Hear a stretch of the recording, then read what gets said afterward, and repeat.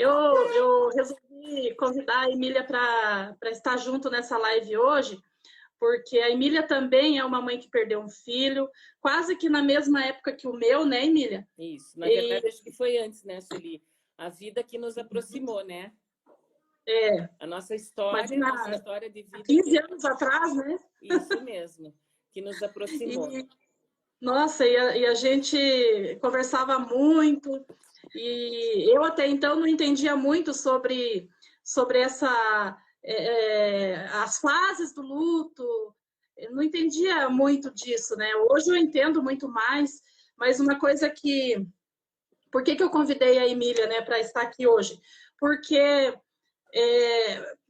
a Emília, eu, tantas outras mães que eu converso, que me procuram, o que eu tenho percebido que, não sei se todas, mas a grande maioria, elas acabam desencadeando, não sei se é a palavra certa, doenças físicas. Nós não somos médicas. Eu e a Emília não somos médicas, não. Né, Emília? Não. Mas o que eu entendo, né, de tanto estudar sobre o assunto e estudar sobre cura emocional, que quando a gente identifica algo, muitas vezes só na identificação vem a cura, né? E tem muitas mães, tá, que eu percebo, já convivendo com elas há tempo, por causa da minha dor, porque eu tenho história na minha família também. Já acompanhei mães que perderam filhos, que acabaram desencadeando doenças físicas. Por conta disso, eu resolvi fazer essa live. Por quê? Porque muitas mães, elas não entendem e não associam que aquela perda dela, isso independentemente do tempo, pode ter somatizado. Exatamente. Né? Eu tive, a Emília lembra, eu tinha conjuntivite, alergia, a conjuntivite da ideia de que algo se perdeu de vista, conjuntivite, a minha era... quer enxergar, né, Sueli? Porque a gente não quer enxergar. Imagina, uma mãe se deparar com a perda de um filho, ela não quer ver isso, né? Eu não queria ver isso. E eu tinha uma alergia que ela era uma alergia que escamava a minha pele. E a escamação na pele, e a pele nesse processo é o que mais sofre, né? A escamação na pele da ideia da separação. E tantas outras. A minha mãe, por exemplo, ela morreu com câncer na garganta. Por quê? Porque ela não conseguiu engolir, ela não conseguiu aceitar a morte do meu irmão. E ela falava isso, eu não aceito. E ela acabou, passou um ano depois da morte do meu irmão, ela começou ali com dor na garganta, foi diagnosticada com câncer, e ela falava, para mim, eu quero morrer, porque para mim não faz sentido, eu não aceito. Emília, conta um pouquinho dessa história. Nossa, tá muito calor, tá calor aí? Tá bastante. Na verdade, eu vou prender meu cabelo, gente. Me convidou e aí eu tive que me preparar um pouquinho, né, para me preparar psicologicamente para poder falar, mesmo sabendo que falar é importante, faz bem e faz parte desse processo todo. Em 2004, depois de muitos anos sonhando em ser mãe, eu engravidei e o meu filho nasceu dia 11 de setembro. E no dia que ele nasceu, nós descobrimos, né, no dia do nascimento, que ele nasceu com uma doença muito rara, na hipófise, que não produziu os hormônios suficientes para ele se desenvolver. E ele... né, a gente teve que se deparar com aquela situação ali, então somente no dia que ele nasceu nós descobrimos do problema dele. E ele viveu 20 dias, né? E aí eu tive que aprender a viver sem o meu filho. Né? Tinha o meu marido, que estava comigo na época, está até hoje, e a gente não sabia. E no outro dia, quando aconteceu tudo, que eu acordei, eu falei, eu vou fazer o quê agora, né? O que eu vou fazer? A vida continua, para todo mundo a vida continuava, né? E eu estava vendo que ali naquele dia minha vida tinha que continuar também, porque ou eu tinha a escolha, né? De ficar deitada na cama chorando o dia inteiro, ou viver. nós fomos procurar ajuda com o geneticista para poder entender, e daí sim descobri que a doença era raríssima. Na época, né, em 2004, eram 16 casos, 17 casos no mundo todo, e aí você pensa assim, poxa vida, né? Deus foi lá... Caiu bem em mim, né? E escolheu, né? Uma escolha. E esse processo, né, foi um tempo, assim, como eu falei, eu não levei ele para casa, então o quartinho dele que eu tinha arrumado ficou lá uns 3, 4 meses fechado, com a luz apagada. A gente tem a negação, tem a culpa, e eu demorei muito para procurar ajuda emocional, psicológica, né? Eu achava que não precisava, né? Então, passou, e aí no próximo ano, em 2005, daí eu precisei fazer uma cirurgia, tirar um cisto no ovário, que apareceu um cisto no ovário. Isso foi em maio, mais ou menos. Tudo faz sentido, né? Exatamente. Tudo faz sentido, né? E fiz a cirurgia e tal. Aí, quando vai para a biópsia, porque naturalmente vai para a biópsia, naquele exame já tinha dado borderline. Borderline é um cisto que ele não é nem maligno e nem benigno, né? O médico disse que ele estava em cima do muro. E aquilo eu me assustei, mas passou. E a médica disse, a luz está acesa, se você quiser ter outro nenê, né? Tá na hora.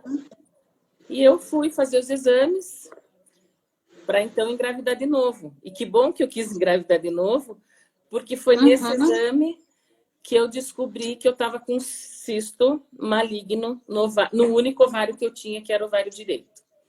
Ou seja, não engravidei e precisei fazer uma cirurgia para retirar esse ovário, que eu tirei um cisto do ovário, que é o tamanho de uma bola de futebol de salão. Né? Foi esse o tamanho do cisto que tinha no meu ovário. E aí, quando eu descobri isso, eu realmente... Aí eu me perguntei o porquê. Eu costumo dizer assim que eu aceitei, talvez resignada, a morte do Daniel, mas a doença do câncer, eu me perguntava por quê e por que comigo. Porque eu dizia assim, eu já passei por um processo de dor, né? Por que mais um? E aí, essa parte foi o que pegou, porque justamente nessa parte da fertilidade, né, no ovário, é que foi que esse câncer se instalou. E como a Sueli falou no início, eu tenho certeza que esse câncer foi de tristeza, né? Veja, foi 5 anos depois, né? Eu já tinha meu filho, já estava com o Davi, meu filho tinha 3 anos, o Davi. Aí a gente se questiona mesmo o porquê e quer entender e quer... E, você vê, na verdade, que nos ajuda... Não relaciona, né? Como, Celine?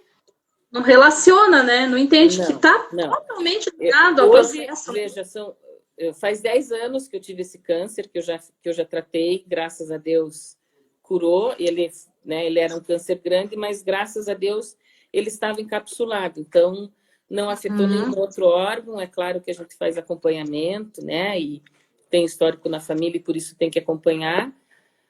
E eu acho muito assim, que é apoio de família, e eu tenho uma família muito grande, de muitos amigos, né? Eu tenho pessoas que a gente valoriza, assim, porque estavam com você no momento que você mais precisou, e isso é muito importante. Talvez, Sueli, você escutou isso, e acho que escuta muito, como você é forte, né? Eu nunca me vi forte. Né? Eu consigo ver a fortaleza nos outros e eu não consigo enxergar isso em mim. Mas as pessoas me mostram isso. Então, mas sabe, Emília, que na verdade, assim, uma coisa que eu falo para as mães, né? Porque muitas vezes a mãe ali, diante da situação, e às vezes tem aquele filho pequeno que ficou, né? Tem o marido, tem a família ali a família, queira ou não é porque ela quer o seu mal. Pelo contrário, ela ama tanto você que ela não quer que você sofra. Então, ela fica se incentivando. Você precisa superar isso, você precisa superar isso. Mas não é só... A gente chora até hoje, né, Sueli? Né? Claro! E sim, tentando recomeçar a vida aos poucos, porque não é fácil, recomeçar a vida. Isso é uma forma de honrar aquele filho que se foi, né? Sim. Ele não ia querer que você sofresse tanto, não é verdade? Mas isso é nosso, porque as pessoas que estão de fora talvez achem normal, ou julgam, nossa, mas ela acabou de perder um filho e já está passeando, ou já está viajando, ou já está na festa, no casamento, enfim.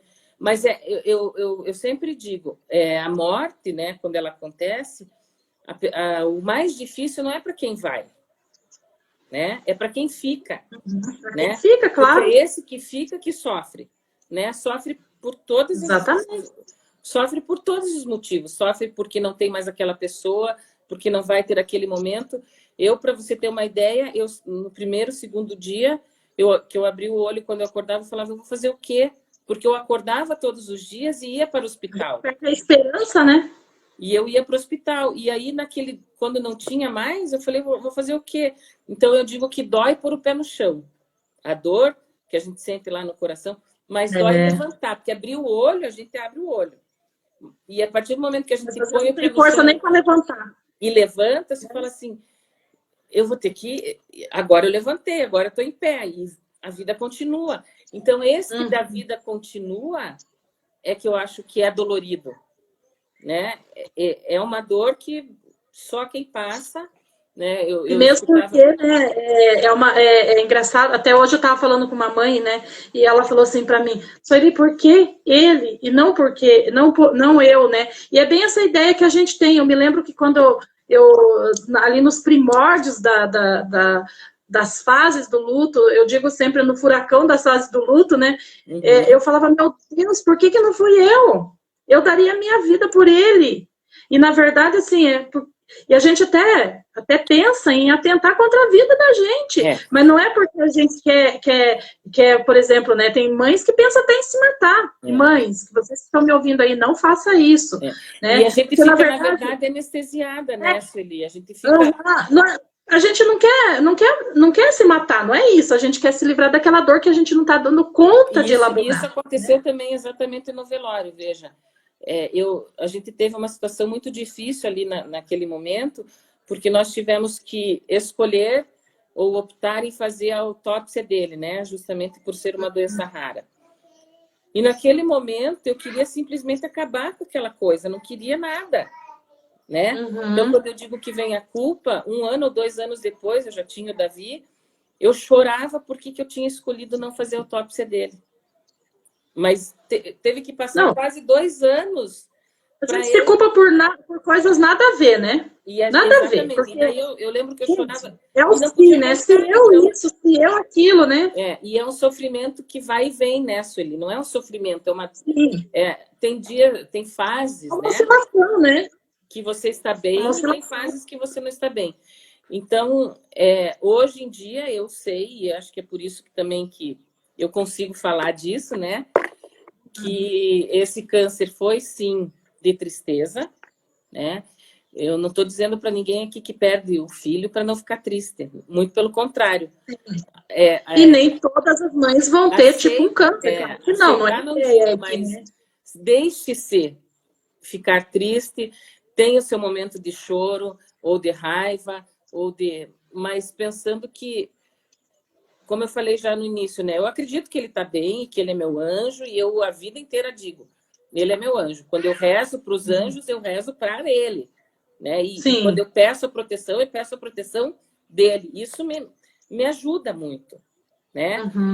Como a Sueli já falou, são fases diferentes. É diferente você perder um filho. É filho igual, mas quando você perde um filho com 15, 16 anos, você tem uma vida toda para contar dele. Eu tive 20 dias para contar do meu filho.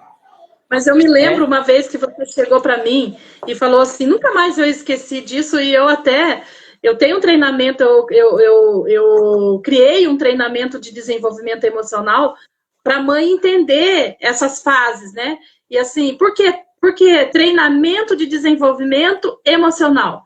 Porque conforme a mãe vai entendendo e sabendo lidar com as suas emoções, é como se fosse um novelo de lã todo emaranhado. Então, ela vai tirando aqueles nozinhos e aquilo vai se desmanchando, né? Então, conforme ela vai entendendo as fases e ela vai sabendo lidar com as suas emoções, ela vai também desenvolvendo o emocional para uma saúde emocional, né? Isso. Então, de tanto que as mães me perguntam, e o dia inteiro falando com mães, assim, quando, né, às vezes eu tenho que até parar de falar, porque tem outras coisas para mim fazer, e aí eu resolvi juntar todos esses questionamentos, essas dúvidas. A mãe não entende porque, que nem eu falei, ela não vem com manual de instruções. Não. O que ela faz diante de uma situação? Nem você nem eu entendemos também até hoje, não entendemos, né? E daí, assim, tem coisas que é básico, que é assim, a história é diferente, mas as dores é parecida. Então, tem coisas, assim, que dá para entender o que deve fazer e o que não deve, porque tem coisas que não vai adiantar você querer fazer nada, é só ficar quietinho no seu canto. Isso. Que vai passar aquele turbilhão. Veja, né? A Sueli tem a história que foi alguns dias depois do Dia das Mães, né? Sim, não, foi o Lucas morreu no Dia das Mães. No Dia das Mães, exatamente. Eu, um ano, praticamente 6 meses, 7 meses depois, eu trabalho em escola, né? Como vocês sabem, e tinha a apresentação do Dia das Mães. Olha só, deixa eu só responder uma mãe aqui, ó. Ela tá falando assim, faz 1 ano da morte do meu filho. Eu cada dia estou pior, agora estou doente. É a Cristina que está falando. Cristina, depois vamos estar conversando sobre isso. Manda lá para mim, lá na última publicação do Instagram, para a gente estar conversando. E assim, aquilo que eu ia te falar, né, Emília? Cortando um pouquinho você. Depois você não esqueça aí.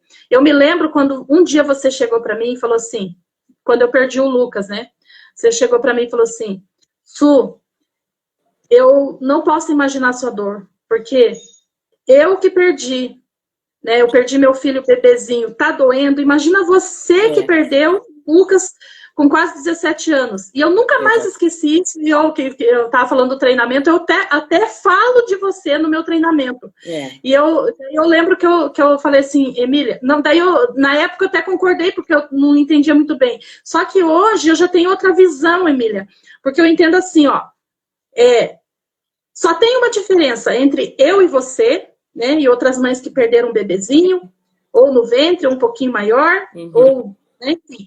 Só tem uma diferença, o tempo que a gente conviveu junto. Mas a dor é a mesma, porque o amor, gente, o amor é muito forte, o amor de uma mãe. Né? Porque assim, quando a gente escuta, né, não é o ciclo normal da vida, natural da vida, né?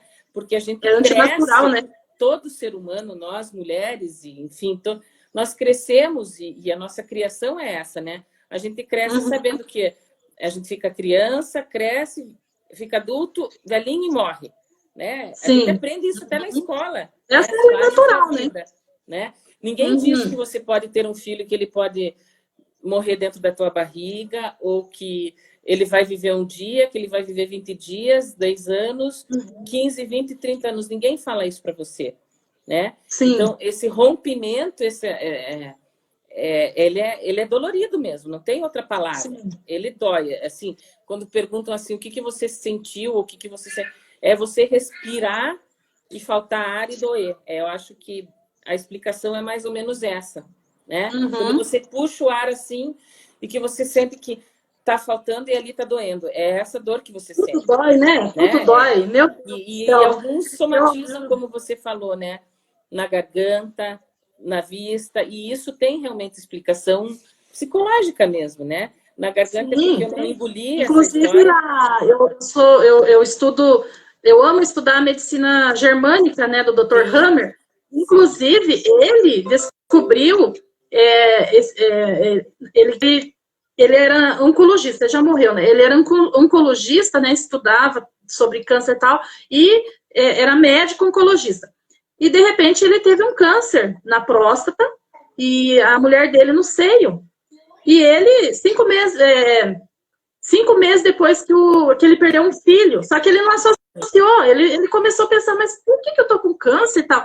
Daí ele, 1 ano depois, né, que ele já tinha morrido, ele começou a fazer tipo um mapeamento com os pacientes dele e descobriu que todos os pacientes tinham passado, os que vinham com câncer, né, tinham passado por um trauma muito grande. Exatamente. Aí ele começou a entender e começou a se aprofundar e entendeu que o câncer dele, que ele estava, que era na próstata, e a esposa dele no seio, estava totalmente ligado com o trauma da perda do filho, que o filho morreu por um tiro, sabe? Foi assassinado.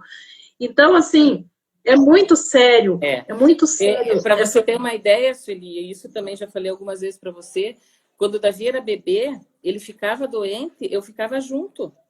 Eu me lembro que ele tinha 3, 4 meses que toma aquela vacina do... A BCG? Do rotavírus, né? Que tem que ter todo um cuidado quando você vai trocar fralda, enfim. E eu lembro que eu tive rotavírus e ele não. Olha só. Ele tinha dor de garganta, eu tinha também. Ele tinha febre, eu tinha também. Isso foi assim até uns 3, 4 anos. Eu estava com alguma coisinha, eu falava assim, o Davi vai ficar ruim. Porque eu sentia, né, essa coisa. Então, é tão forte esse amor e essa ligação que a gente tem, que é natural. Eu não sei se é certo a gente dizer que é natural que a gente vá desenvolver alguma... vai somatizar. Na verdade, Emília, o processo do luto, ele é saudável, você sabe, né? Ele é saudável. Ele faz... É por isso que a gente diz assim... Ele é saudável, ele é normal e ele é natural. E a questão das doenças somáticas, psicossomáticas, o que acontece? Quando a doença já manifesta no organismo, no corpo, como diz o Dr. Hammer, né, que é o psique ali se manifestando, então quando a doença que vem do emocional, que vem da psique, se manifesta no órgão, o que está acontecendo ali? É tempo de cura. Quando se manifesta é porque a cura está vindo. Então, você, mãe que está aí nos assistindo, se você se encontra aí com qualquer tipo de enfermidade, que nem eu não tive um câncer, graças a Deus, mas eu tive uma alergia muito... Eu fiquei anos, toda semana, a Emília lembra, toda semana com conjuntivite, anos com alergia. Eu achava que era... Não, né? E não era de produto químico, era por conta da minha perda. Então, o que estava acontecendo comigo ali? O meu organismo estava expelindo aquilo, porque o próprio cérebro, ele acaba jogando para o organismo, porque ele não dá conta de elaborar aquilo, então ele joga para o organismo. Isso não é ruim. Você, mãe que está aí... Por isso que a gente diz, né, que é importante viver o luto, né? Esse luto, exatamente. Os estudiosos dizem, né, que ele tem uma duração, um luto, como você disse, saudável, de 1 ano. Porque é o primeiro ano que você tem que passar o aniversário, o dia das mães, o primeiro ano sempre é mais difícil, o dia dos pais. É o primeiro ano que você passa. Mas eu vou dizer para você, Emília, que para mãe é mais... pelo menos para mim, né? E eu vejo as mães aí, eu converso muito com elas. Para mãe é um luto mais longo. Ele, na verdade, eu acho que ele dura a vida inteira, né, Sueli? Desse filho que foi... Na verdade, não é que a mãe fica em luto a vida toda. Sim. Ela vai ser sempre uma mãe que perdeu um filho. Na verdade, não tem nenhum nome para isso, né? Exatamente. Mas ela não vai ser sempre uma mãe em luto. Então, a saudade não vai vir mais acompanhada com aquelas dores intensas, né? Isso aí. Vai ser, com o tempo vai ser... Eu digo isso por experiência própria hoje. Hoje, a saudade que eu tenho do Lucas é gostosa. Eu gosto de pensar nele, e eu penso nele o tempo todo, o dia todo. E, mãe, pode passar o tempo que for, ó. A Emília fez 16 anos, eu vou fazer 16 anos, e olha, é impressionante quando a gente fala desse processo da morte, né, que aconteceu com o Lucas, que aconteceu com o Daniel, não é para as pessoas se sentirem, olharem para a gente, né, e para qualquer mãe que perdeu o filho, com pena, né? Eu tive que... Isso até dentro da minha família. O meu irmão, ele levou muito tempo para poder aceitar naturalmente que eu falava do Daniel, mesmo ele não estando comigo. E eu falo dele, desses 20 dias, ele nasceu forte, ele era assim, assado. Hoje em dia também falo, ele parece, né? O Davi lembrava muito ele quando nasceu, porque era irmão, claro. Então, eu falo, vamos dizer assim, naturalmente. Eu tive um filho que viveu 20 dias e que se fosse vivo estaria com 16 anos. A gente posta isso. Isso para mim, como eu falei lá no início, me ajudou e me ajuda muito. Não ter... Às vezes eu falo dele chorando, emocionada, não é de tristeza, é de emoção de lembrar dele, como a gente lembra de outras pessoas que morreram. Mas não vem mais acompanhado por aquelas dores intensas, né? Exatamente, Helena, exatamente isso. E então, o tempo assim, pode passar. A mãe... eu falei no início, né, Sueli, é importante falar. Uhum. É claro que para cada mãe, essa fala, esse momento vai chegar de uma forma. A gente começa, você sabe disso, perceber até que o nome parece que você escuta ali. É o garçom que se chama Daniel, é a criança que está brincando que é Daniel. E toda vez que eu escuto esse nome, eu falo, eu adoro esse nome. Né? Igual você, é o Lucas, ele fala assim, eu quero chamar de Lucas. Sabe, é um nome suave aqui. Sim. Né? Aqui a gente está falando, eu penso assim, você falou muito para mim também, dessa superação, né, Sueli? Eu acho que, não sei se a gente superou. Na verdade, a minha doença, com o tratamento, foi superado. Mas tem o emocional disso tudo. De cuidar para que não volte, para que não reincida, né? Porque a gente sabe que tem a metástase e tem a reincidência. Então, acho que o medo maior, não sei se é o medo, né? A preocupação maior é essa reincidência. Né? E aí, quando entra a depressão, tem pessoas que ficam deprimidas e levam anos, né? Eu tive depressão. Em 2012, eu tive depressão. Eu também, nossa. Né? Eu fiquei... E tomar remédio, verdade, enfim. E é muito difícil, porque as pessoas pensam assim, como que ela está deprimida se ela continua trabalhando, se ela continua fazendo as coisas e tal. Mas também ninguém... E não está escrito na nossa testa, né? Depressão. Né? São coisas... Tenta levar a vida, né?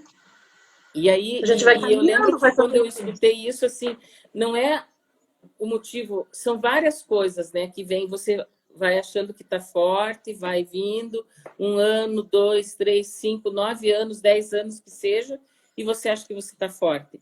Mas uma hora ela vai vir. Então, quanto antes... uma coisa que eu ia falar aquela hora, né, que as mães, às vezes, elas tentam ser fortes também, por causa da família, filhos que ficaram... E eu digo para as mães, vocês são muito fortes, eu sou forte, toda mãe que perde um filho é muito forte, porque passar pelo que a gente passa não é para qualquer um, não é para qualquer pessoa.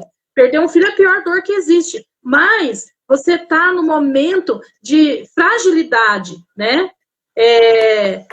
Você está no momento de fragilidade ali, então não adianta querer ser forte, né? Eu tive momentos que eu tentava ser forte por causa da minha menina que era pequena, por causa da família, do meu marido, mas isso é pior, você tem que chorar a sua dor, não tenta ser forte. E outra coisa que eu ia falar também aquela hora, para mim não esquecer, porque eu esqueço, Emília, pense numa cabeça que esquece das coisas.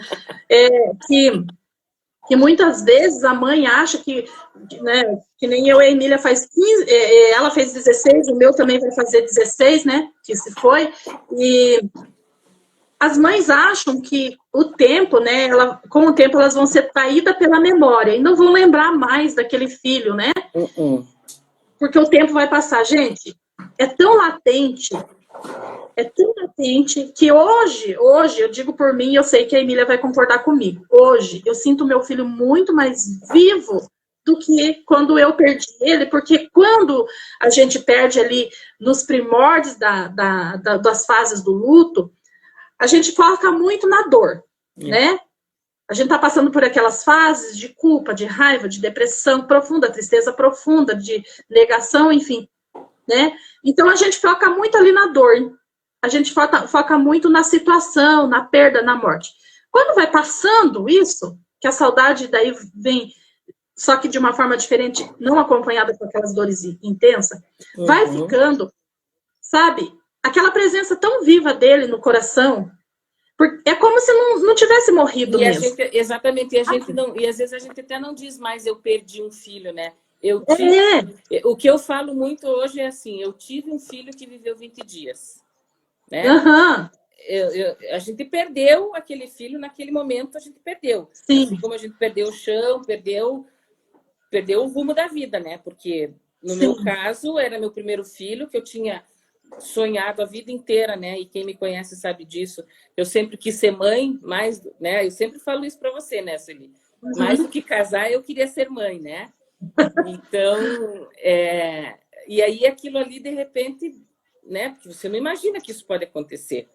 Então, quando eu vejo, assim, outras mães que perdem, eu sofro tudo de novo, como se fosse com meu filho. Eu também. Né? Eu que tenho... Agora eu tô ficando mais resistente, né? Mas olha... rezando e pedindo para que aquela mãe encontre o caminho, para que ela compreenda, porque essa compreensão, né, Sueli, ela também tem um tempo, né? Sim. Como você disse que dura mais tempo esse luto, mas eu digo que é um ano, porque é no primeiro ano que você vai ter que viver Nossa, tudo o primeiro ano é terrível. Né? Primeiro ano, meu Natal foi chorando, o Natal inteiro. Nossa, até você chegar ali que, de novo, que fez um ano, hoje em dia eu falo, faz 16 anos, mas eu não vivo aquilo que eu passei lá. Em alguns momentos eu converso, eu tenho as minhas lembranças, né, do que aconteceu lá, mas eu não vivo em função disso. Né? Eu vivo os 20 dias que ele viveu. Né? Amém, né? Pessoal, assim, como você Emília, falou, eu vou ter que cortar porque tá dando 1 hora aqui já. E 1 hora acaba, né? Daí o Instagram, ele corta, sabe? Isso.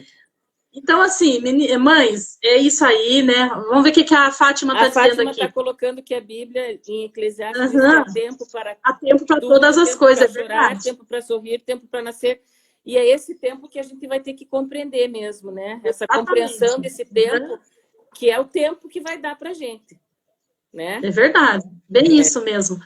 Pessoal, mães, muito obrigado, tá? Obrigada, Emília, por aceitar aí essa participação. Estou muito feliz. Eu sou grata por você ter lembrado você que de mim. É pedagoga aí, né? Vamos estar conversando mais. Eu quero fazer uma live com o tema Crianças Enlutadas, porque é muito importante. Você que trabalha com crianças deve passar por essas situações. E a gente vai organizar aí, vamos fazer essa live. Vamos.